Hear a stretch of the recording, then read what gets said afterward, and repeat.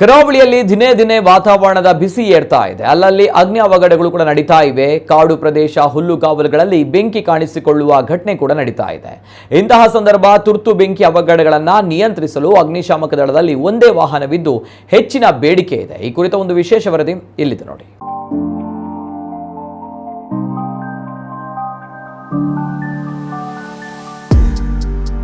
ಉಡುಪಿಯಲ್ಲಿ ಸದ್ಯ ಬಿಸಿಲಿನ ಬೇಗೆ ಹೇಳತೀರದು. ವಾರಕ್ಕೆ 3-4ರಂತೆ ಬೆಂಕಿ ಅವಘಡಗಳು ಕಾಣಿಸಿಕೊಳ್ಳುತ್ತಿವೆ. ಬಿಸಿಲ ಧಗೆಗೆ ಇಂತಹ ಪ್ರಕರಣಗಳು ನಿತ್ಯ ಕಾಣಿಸಿಕೊಳ್ಳುತ್ತಿದ್ದು, ಆಕಸ್ಮಿಕವಾಗಿ ಹಿಡಿಯುವ ಬೆಂಕಿಯನ್ನ ನಂದಿಸಲು ತುರ್ತು ಅಗ್ನಿಶಾಮಕ ದಳದ ತಂಡದಲ್ಲಿ ಯಾವುದೇ ವ್ಯವಸ್ಥೆ ಇಲ್ಲದಿರುವುದು ಕೂಡ ಶೋಚನೀಯ ಸಂಗತಿ. ಪ್ರವಾಸಿ ಕೇಂದ್ರವಾಗಿರುವ ಉಡುಪಿಗೆ ದಿನನಿತ್ಯ ಎಂಬಂತೆ ಶಾಲಾ ಕಾಲೇಜುಗಳ ರಜಾ ಅವಧಿಯಲ್ಲಿ ಸಾವಿರಾರು ಮಂದಿ ಪ್ರವಾಸಿಗರು ಆಗಮಿಸುತ್ತಿದ್ದಾರೆ.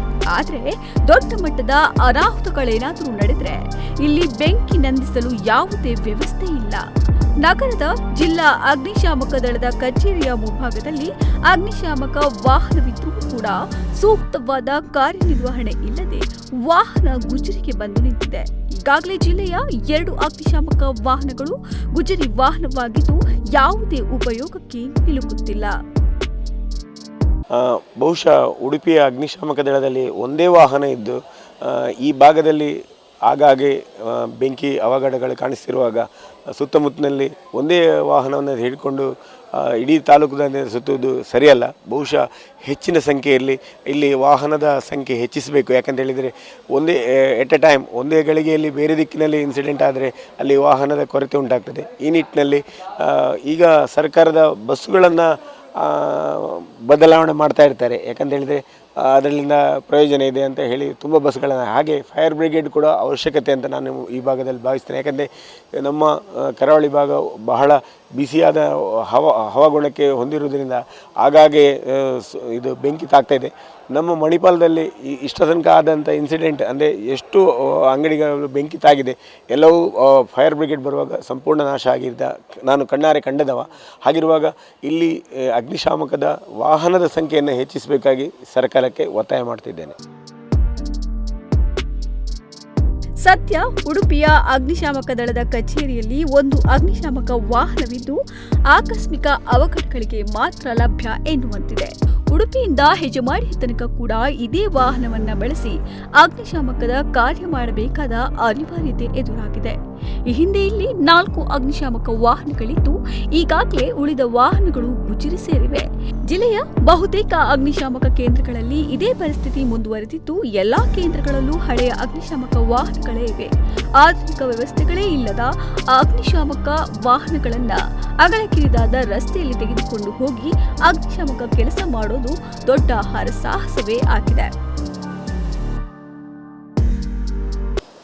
ಈಗಾಗಲೇ 15 ವರ್ಷಗಳ ಮೀರಿದ ಪ್ರಯುಕ್ತ ಅನೇಕ ಜಲವಾಹನಗಳು ರಸ್ತೆ ತಡೆಯಿಂದ ಅಂದರೆ ಕಾರ್ಯಾಚರಣೆಗೆ ಲಭ್ಯ ಇರುವುದಿಲ್ಲ.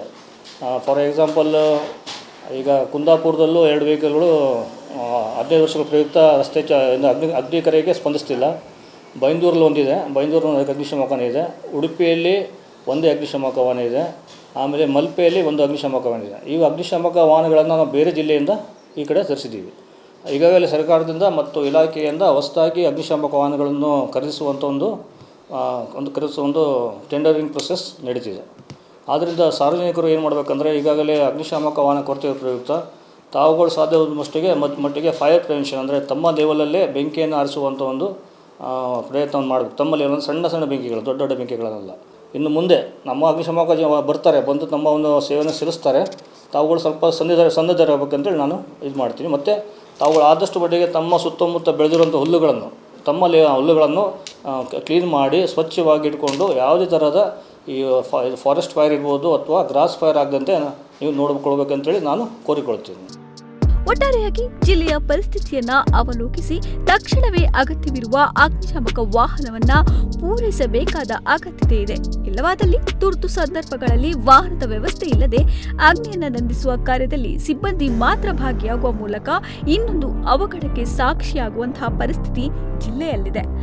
ಆದ್ದರಿಂದ ಹಿರಿಯ ಅಧಿಕಾರಿಗಳು ಕೂಡಲೇ ಇಲ್ಲಿಗೆ ಸೂಕ್ತ ಉಪಕರಣಗಳನ್ನು ಒದಗಿಸಿಕೊಡಲು ಕ್ರಮ ವಹಿಸಬೇಕಾಗಿದೆ. ಪ್ರಮೋದ್ ಸುವರ್ಣ, ನವಕುಡ್ಲ ನ್ಯೂಸ್ 24/7.